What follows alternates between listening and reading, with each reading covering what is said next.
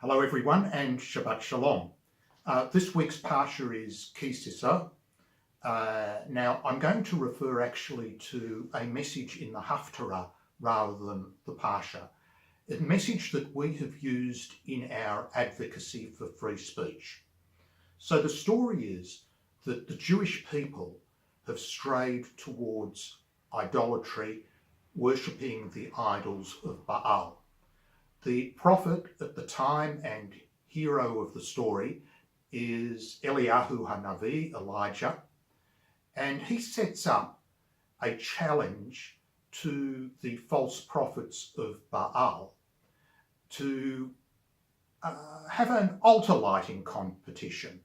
On one hill are the prophets of Baal with an altar, Eliyahu's alone on the other hill with his altar. The contest is to call down divine fire from heaven in order to light the altar, and all the people gather to watch this, to see the demonstration of who has access to the true God. Because there are many prophets of Baal, they go first, and they're yelling away and doing their chants and whatever, and nothing happens. And now I'm going to read to you a section, paragraph 27 from the Art Scroll edition of the Chumash, where Eliyahu makes a powerful statement, one that he would have difficulty saying in Australia in 2018-2019. This is paragraph 27.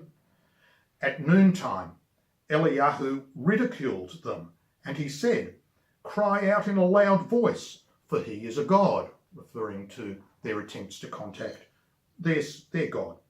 "Perhaps he is conversing or pursuing enemies or relieving himself.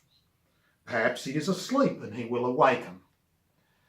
So Eliyahu here was in breach of Section 18C of the Australian Anti-Discrimination Act. Did he insult Baal? Absolutely. Did he offend them? Probably.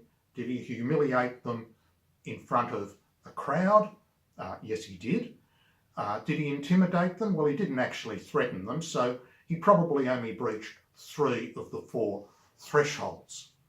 He also would have breached proposed blasphemy laws because he was insulting their false religion.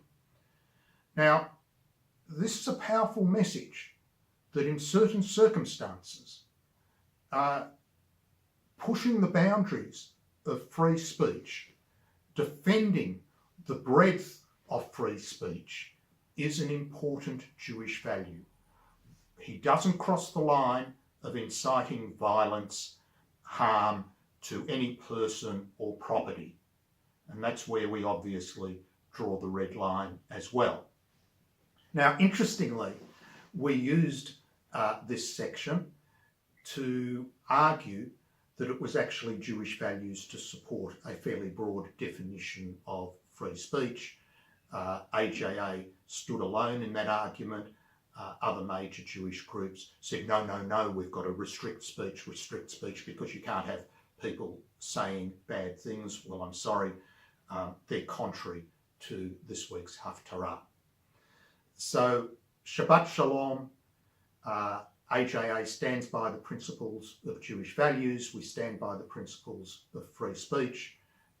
We are concerned more about principles than being politically correct. Think about it over this Shabbat, and for those of you who go to synagogue, pay particular attention to this week's Haftarah. Shabbat Shalom to our members, supporters, followers, and to the entire community. Thank you for listening.